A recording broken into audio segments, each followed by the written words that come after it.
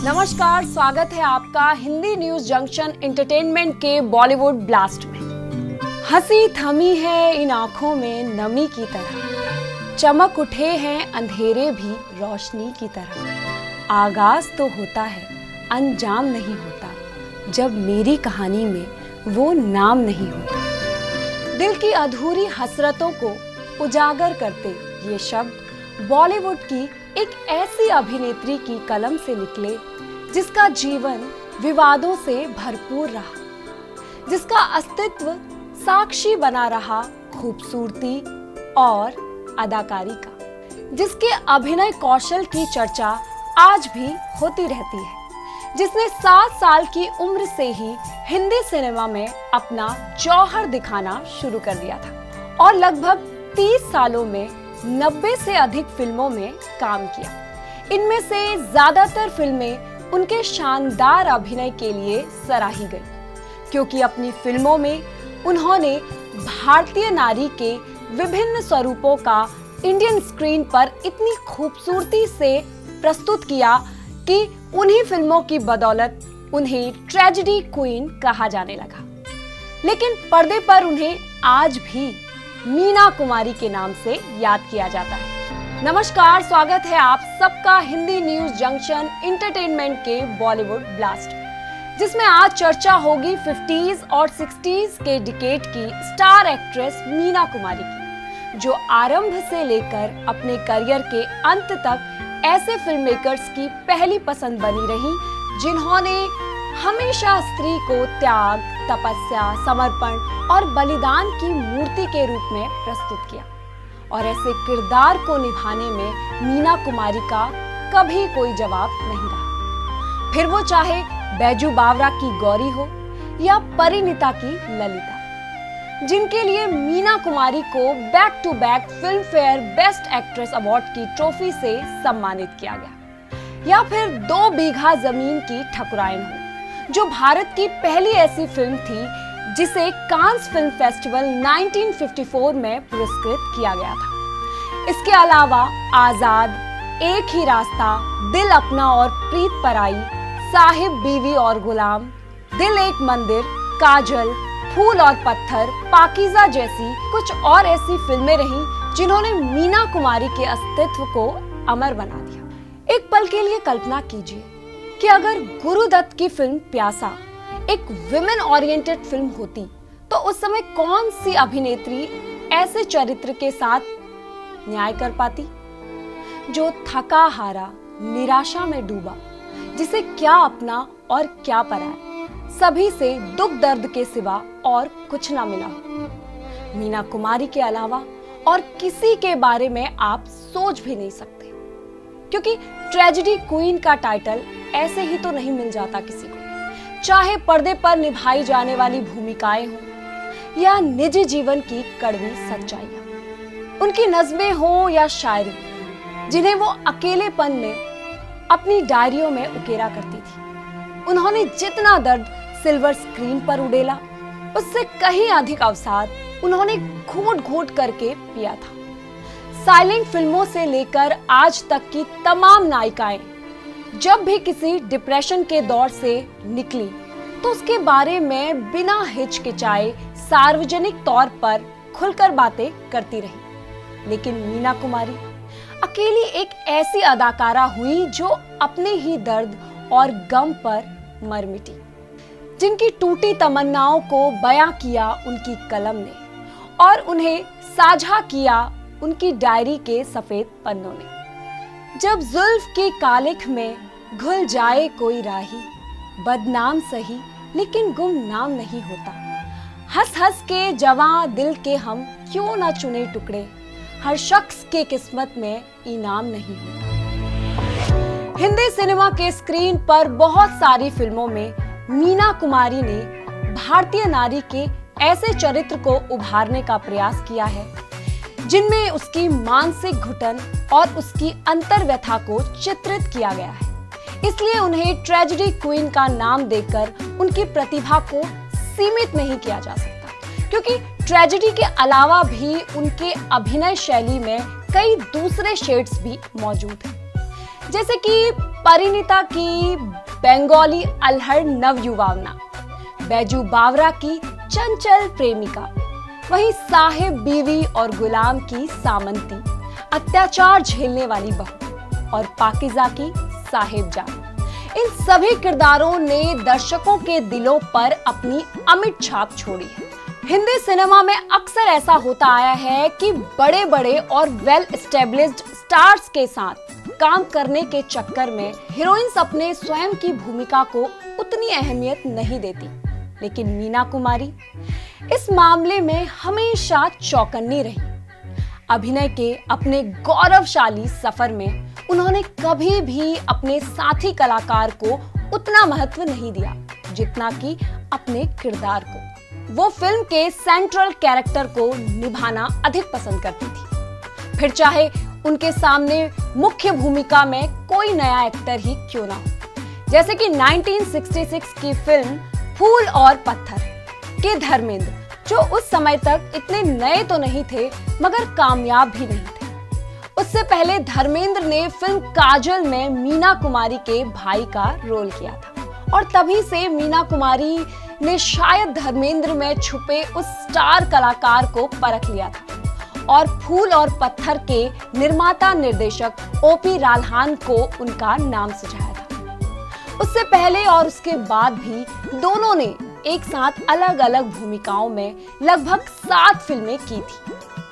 अपने करियर के पीक पर पहुंचने वाली 50s के दौर की 2 महान अभिनेत्रियां मीना कुमारी और मधुबाला के विषय में कहा जाता था कि मीना कुमारी सिल्वर स्क्रीन पर जब रोती थी तो उनके साथ ऑडियंस भी रोती, और मधुबाला जब हंसती थी तो ऑडियंस भी हंस पड़ती।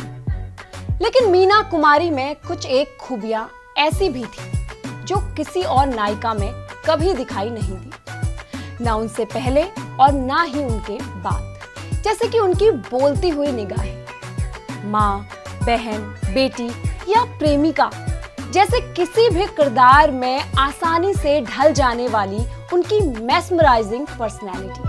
1 अगस्त 1932 को मीना कुमारी का जन्म बॉम्बे में हुआ था। उनका पैदाइशी नाम था मेहज़बीन। दुखों से जैसे उनका बचपन से ही नाता जुड़ गया था, और शायद यही वजह रही कि परेशानियों से जूझने के पाठ उन्होंने कच्ची उम्र से ही पढ़ लिए थे।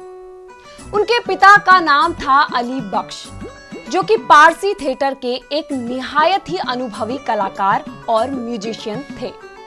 लेकिन सफलता की सीढ़ियां चढ़ पाना शायद उनके भाग्य में ही नहीं था, और इसीलिए तंगहाली ने कभी भी उनके परिवार का पीछा नहीं छोड़ा। इसी के चलते मेहज़बीन की पढ़ाई भी नहीं हो सकी। मीना कुमारी की नानी हेम सुंदरी कलकत्ता के टैगोर फैमिली से जुड़ी हुई थी। वो दरअसल गुरु रविंद्रनाथ टैगोर की भतीजी थी। हेम सुंदरी की अर्ली एज में ही शादी हो गई थी, जिससे कुछ साल बाद ही उनके हस्बैंड की डेथ हो गई। तो वो मेरठ चली गई और वहां नर्स की नौकरी करने लगी। मेरठ में उनकी मुलाकात एक उर्दू जर्नलिस्ट प्यारे लाल शाकिर से हुई, जिसने इस्लाम छोड़कर क्रिश्चियनिटी कबूल कर ली थी। हेम सुंदरी और प्यारे लाल ने लव मैरिज कर ली। प्यारे लाल से हेम सुंदरी को 2 बेटियां हुई। उन्हीं में से एक थी प्रभावती, जो कि मीना कुमारी की मां थी। शादी से पहले प्रभावती कामिनी नाम से स्टेज डांस किया करती थी, जहां अली बख्श से उनका अफेयर हो गया और दोनों ने शादी कर ली। जिसके बाद प्रभावती ने अपना धर्म परिवर्तन कर लिया और इकबाल बेगम बन गई। इस तरह अदाकारी के गुण मीना कुमारी को विरासत में मिले थे और अपने इसी हुनर को उन्होंने अपने परिवार की आमदनी का सोर्स भी बनाया। लगभग 7 साल की उम्र से ही उन्होंने चाइल्ड एक्टर के तौर पर फिल्मों में काम करना शुरू कर दिया था, जिसके चलते बढ़ती उम्र के साथ साथ उनकी परफॉर्मेंस में और भी निखार आता गया। डायरेक्टर विजय भट्ट ने उन्हें फर्स्ट टाइम अपनी 1939 की फिल्म लेदर फेस में चाइल्ड एक्टर के तौर पर कास्ट किया था और उनके पहले दिन की कमाई थी 25 रुपए। अगले कुछ एक सालों में मीना कुमारी ने विजय भट्ट की ही 3 और फिल्मों में पार्टिसिपेट किया। अधूरी कहानी, पूजा और एक ही भूल की मेकिंग के दौरान विजय भट्ट ने ही मेहज़बीन को एक फिल्मी नाम दे दिया था, बेबी मीना। अगले 3-4 सालों में डिफरेंट डायरेक्टर्स के साथ वो इसी नाम से करीब आधा दर्जन दूसरी फिल्मों में भी नजर आई। इन बिटवीन बेबी मीना ने स्कूल जाकर पढ़ाई करने की भी कोशिश की, लेकिन बहुत ज्यादा बिजी होने के कारण उसके लिए समय ना निकाल पाई। फिर भी अपने पढ़ने की ललक को उन्होंने बनाए रखा और प्राइवेट ट्यूशंस के जरिए काम के साथ साथ पढ़ाई भी करती रही। इस तरह जल्दी ही उन्होंने उर्दू, हिंदी, इंग्लिश जैसी भाषाओं पर अपनी मजबूत पकड़ बना ली थी। ये उनका पैशन ही था कि शूटिंग करते समय अपने सेट पर भी वो पढ़ती रहती थी, जिसके लिए लोग उन्हें रीडिंग मेहज़बीन भी कहने लगे थे। मीना कुमारी उस वक्त मुश्किल से 13 साल की रही होंगी जब उन्होंने हीरोइन के रूप में अपनी पहली फिल्म साइन की, और वो फिल्म थी बच्चों का खेल, जिसमें उनके अभिनय की तो सराहना हुई, लेकिन उसके दम पर उन्हें किसी बड़े फिल्म मेकर्स ने अप्रोच नहीं किया और वो सी ग्रेड की फिल्में करने पर मजबूर हो गई, क्योंकि घर चलाने का पूरा दारोमदार उन्हीं के कंधों पर टिका हुआ था। मीना कुमारी की लगन और मेहनत से उनके परिवार को तो आर्थिक तंगी से हमेशा के लिए मुक्ति मिल गई, लेकिन दर्द से उनका नाता जीवन भर का जुड़ा रहा, जो कभी सिल्वर स्क्रीन पर तो कभी कागज के पन्नों पर बिखरता रहा। चांद तन्हा है, आसमां तन्हा, दिल मिला है कहां कहां तन्हा, बुझ गई आस छुप गया तारा, थरथराता रहा धुआं तन्हा। 1946 से लेकर 1952 तक मीना कुमारी ने श्री गणेश महिमा, हनुमान पाताल विजय, अलादीन और जादुई चिराग जैसे कुछ माइथोलॉजिकल और स्टंट फिल्में भी की, जिससे उन्हें काफी लोकप्रियता भी मिली। और इन्हीं फिल्मों की कामयाबी से उन्होंने बांद्रा में एक नया घर और एक सेकंड हैंड कार भी ले ली। उनकी फाइनेंशियल पोजीशन भी स्मूथ हो गई थी। फिर भी वो अपने इस तरह के किरदार और अदाकारी से संतुष्ट नहीं थी। वो ऐसी फिल्में करना चाहती थी जिसमें अदाकारी उनकी पहचान बने, जो स्टंट और माइथोलॉजिकल जैसी बी ग्रेड की फिल्मों की इमेज से उन्हें बाहर निकाल सके।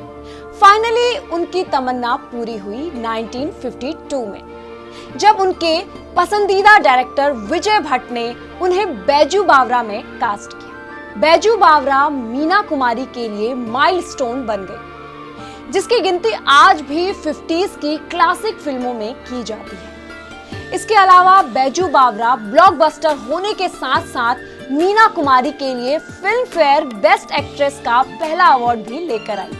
उसी के अगले साल 1953 में डायरेक्टर विमल रॉय की कल्ट कही जाने वाली फिल्म परिणीता भी रिलीज हुई थी, जिसकी कभी न भुलाई जाने वाली अदाकारी ने मीना कुमारी को उनके करियर के उस मुकाम तक पहुंचा दिया जहां से ऑडियंस को उनके चेहरे में आइडल इंडियन वुमेन का प्रतिबिंब दिखाई देने लगा। परिणीता के लिए भी मीना कुमारी को लगातार दूसरी बार Filmfare best actress award से सम्मानित किया गया था। मीना कुमारी की इसी लोकप्रियता से प्रभावित होकर प्रोड्यूसर डायरेक्टर विमल रॉय अपनी नेक्स्ट फिल्म देवदास में भी उन्हें दिलीप कुमार के सामने पारो की भूमिका के लिए कास्ट करना चाहते थे, लेकिन किन्हीं कारणों से इस जोड़ी को पर्दे पर उतारना उनके लिए संभव नहीं हो सका और भारतीय सिनेमा का दर्शक मीना कुमारी की उस अद्भुत अदाकारी का साक्षी बनने से वंचित रह गया। अपने एंटायर करियर में मीना कुमारी ने लगभग 90 फिल्मों में लीड रोल के तौर पर काम किया, जिनमें से बैजू बावरा और परिणीता के साथ साथ आजाद, सहारा, चिराग कहाँ, रोशनी कहाँ, साहिब बीवी और गुलाम, मैं चुप रहूंगी, आरती, दिल एक मंदिर, काजल, फूल और पत्थर, पाकीज़ा कुछ ऐसी फिल्में रहीं जिनमें मीना कुमारी की यादगार परफॉर्मेंस को देखते हुए film fair best actress award के लिए उन्हें नॉमिनेट भी किया गया था, जबकि साहिब बीवी और गुलाम तथा काजल का अवार्ड उन्होंने पहले ही जीता था। इसके अलावा उस दौर का एक भी ऐसा बड़ा स्टार नहीं रहा जिसके साथ मीना कुमारी ने काम ना किया। भारत भूषण, अशोक कुमार, दिलीप कुमार, राजकुमार, प्रदीप कुमार, राजेंद्र कुमार, राज कपूर, गुरुदत्त, देवानंद, सुनील दत्त, बलराज साहनी, धर्मेंद्र, विनोद खन्ना और शत्रुघ्न सिन्हा ने भी फिल्म में मीना कुमारी के साथ स्क्रीन शेयर किया है और उनकी अदाकारी का लोहा भी माना है। इतनी कम उम्र में ऐसी कामयाबी शायद ही किसी अभिनेत्री के हिस्से में कभी आई होगी। फिर भी क्या वजह रही कि न केवल रियल लाइफ में बल्कि रियल लाइफ में भी ट्रेजेडी क्वीन के नजरिए से देखा गया? क्यों उनकी कलम जिंदगी भर उनके दर्द के अफसाने लिखती रही? यूं तेरी रह गुजर से दीवाना वार गुजरे, कांधे पे अपने रख कर अपना मजार गुजरे, बैठे हैं रास्ते में दिल का खंडहर सजा के, शायद इस तरफ से एक दिन बाहर गुजरे। बहारें तो गुजरी थी मीना कुमारी की गलियों से भी, पर ज्यादा देर तक टिक ना सकी। जैसे भरे सावन में पतझड़ आ गया। उनके सौंदर्य को लेकर कभी उन्हें उस तरह का रिकॉग्नाइज नहीं किया गया जैसे कि मधुबाला को Venus of the Indian screen कहा गया और नरगिस को first lady of Indian screen से संबोधित किया गया। मीना कुमारी की एक्टिंग एबिलिटी के कारण उन्हें ट्रेजेडी क्वीन का टाइटल दिया गया और उसी ट्रेजेडी को उन्होंने जैसे अपना ओढ़ना और बिछोना बना लिया था। उनकी लाइफस्टाइल को देखकर ऐसा भ्रम होने लगता था जैसे रियल लाइफ में भी वो अपनी फिल्मी किरदार ही निभा रही है। 1949 में कमाल अमरोही पहली बार मीना कुमारी के जीवन में बाहर बनकर आए थे। उसी साल डायरेक्टर के तौर पर उनकी पहली फिल्म महल ब्लॉकबस्टर हो चुकी थी और इमीडिएटली नेक्स्ट फिल्म प्लान कर रहे थे अनारकली, जिसके टाइटल रोल के लिए वो मीना कुमारी को ही कास्ट करना चाह रहे थे और मीना कुमारी भी उनके साथ काम करने के लिए बेताब थी। अनारकली को लेकर ही दोनों के मिलने जुलने का सिलसिला शुरू हो गया था, लेकिन इसी दौरान पुणे से बॉम्बे आते समय मीना कुमारी का कार एक्सीडेंट हो गया और उन्हें पूना के ही एक हॉस्पिटल में एडमिट करा दिया गया था। कमाल अमरोही जब उनकी कुशलता का समाचार जानने उस अस्पताल में पहुंचे तो मीना की छोटी बहन ने उन्हें बताया कि आपा जूस नहीं पी रही है। इस पर कमाल अमरोही ने खुद जूस से भरा गिलास लेकर मीना के पास गए और पूरे अधिकार के साथ एक हाथ से उनका सर उठाकर दूसरे हाथ से जूस का गिलास उनके होठों से लगा दिया और मीना ने एक ही सांस में पूरा गिलास खाली कर दिया। इस तरह मौसम्बी के जूस से शुरू हुआ कमाल अमरोही और मीना कुमारी का प्यार उनके निकाह तक जा पहुंचा। ये जानते हुए भी कमाल अमरोही पहले से ही शादीशुदा है। शादी के बाद कमाल अमरोही ने मीना कुमारी के फिल्मी करियर पर पाबंदी तो नहीं लगाई, लेकिन उन्हें कुछ शर्तों के साथ बांधने की कोशिश जरूर की और वो शर्तें थी कि मीना को शाम 6:30 बजे तक घर लौटना होगा। उनके मेकअप रूम में मेकअप मैन के अलावा कोई दूसरा मर्द नहीं बैठेगा और मीना कुमारी सिर्फ अपनी ही कार में सफर करेंगी। लेकिन मीना कुमारी ने जिस दिन इन शर्तों पर अपने हस्ताक्षर किए उसी दिन से उन्हें तोड़ना भी शुरू कर दिया। वो राज कपूर के साथ एक फिल्म कर रही थी शारदा।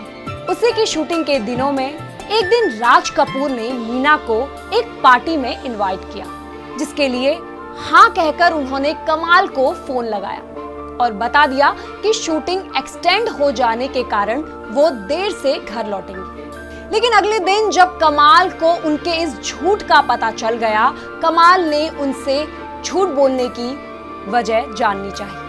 उन्होंने कह दिया कि वो उन्हें डिस्टर्ब नहीं करना चाहती थी। इस दौरान कुछ और ऐसी घटनाएं हुई जिसने दोनों के बीच की दूरी बढ़ा दी, जिसका एग्जाम्पल सोहराब मोदी की एक फिल्म के प्रीमियर पर देखने को मिला, जिसमें महाराष्ट्र गवर्नमेंट के गवर्नर को भी आमंत्रित किया गया था। सोहराब मोदी ने मीना कुमारी और कमाल अमरोही को गवर्नर साहब से मिलाते हुए कहा कि ये मशहूर अभिनेत्री मीना कुमारी है और उनके पति कमाल अमरोही। इससे पहले कि दोनों एक दूसरे को नमस्ते करते, कमाल अमरोही ने तुरंत कहा कि नहीं, मैं कमाल अमरोही हूं और ये मेरी पत्नी है मशहूर अदाकारा मीना कुमारी। इतना कहकर कमाल अमरोही सिनेमा हॉल से बाहर चले गए और मीना कुमारी को अकेले बैठकर वो फिल्म देखनी पड़ी। लेकिन इसके बाद उन्होंने तय कर लिया था कि अब वो लौटकर कभी भी कमाल अमरोही के घर नहीं जाएंगी। उसी रात मीना कुमारी महमूद के घर चली गई और खुद को एक कमरे में बंद कर लिया। अगले दिन जब कमाल अमरोही उन्हें मनाने आए और दरवाजा पीट पीट कर थक गए, लेकिन मीना कुमारी ने दरवाजा नहीं खोला। आखिर में कमाल ये कहकर वहां से चले गए कि मैं अब जा रहा हूं और कभी लौटकर नहीं आऊंगा। तुम्हें मनाने के लिए मैं जितनी कोशिश कर सकता था किया, मगर तुम नहीं माने। पर इसका मतलब ये नहीं है कि तुम्हारा मुझ पर कोई हक नहीं। हमारे घर के दरवाजे तुम्हारे लिए खुले हैं और हमेशा खुले रहेंगे। जब भी दिल करे आ जाना। इस घटना के बाद वो दोबारा कभी एक छत के नीचे नहीं रहे। वैसे दोनों का ऑफिशियल डाइवोर्स भी कभी नहीं हुआ, लेकिन उनके संबंधों की दरार मरते दम तक बनी रही। इसके बावजूद मीना कुमारी ने एक अभिनेत्री के तौर पर कमाल अमरोही के साथ फिल्मों में काम करने से कभी परहेज नहीं किया था। और कमाल भी जिस फिल्म के सिलसिले में पहली बार मीना कुमारी से मिले, वो तो कभी शुरू भी नहीं हो सकी। इसलिए उनके डायरेक्शन में अभिनय करने की मीना की चाहत भी अधूरी रह गई थी। लेकिन इस अधूरी चाहत को पूरा कर दिया पाकीज़ा ने। ऐसा कहा जाता है कि जिस तरह शाहजहां ने ताजमहल का निर्माण किया, अपनी बेगम मुमताज को हमेशा के लिए अमर कर दिया, उसी तरह कमाल अमरोही ने पाकीज़ा बनाकर मीना कुमारी के लिए ताजमहल खड़ा कर दिया। अपने ही दर्द में डूबी मीना को शराब और तंबाकू की कभी ना छूटने वाली लत लग गई और उसी के चलते वो बीमारियों का शिकार हो गई। उनकी आखिरी फिल्म थी गोमती के किनारे, जो डायरेक्टर के तौर पर सावन कुमार की पहली फिल्म थी। वो मीना कुमारी के अत्यंत करीबियों में से एक थे।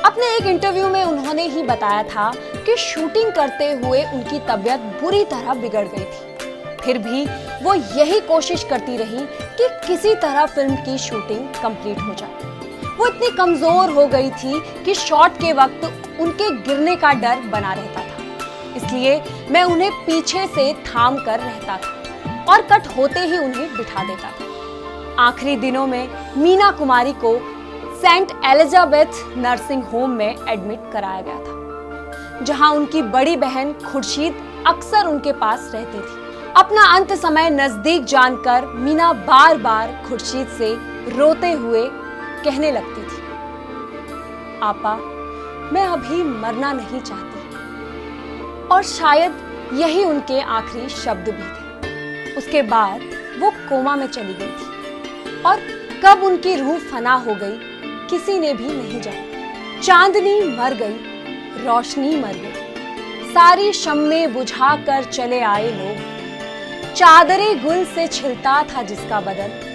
उसको मिट्टी ओढ़ाकर चले आए लोग। मीना कुमारी का तखल्लुस था नाज, और इसी नाम से वो शायरी लिखा करती थी। नज़्मों से उनका लगाव इतना गहरा था कि फुर्सत के समय वो मीर और फैज को घंटों पढ़ा करती थी। उनकी यही दीवानगी उन्हें गुलजार के भी करीब ले आई।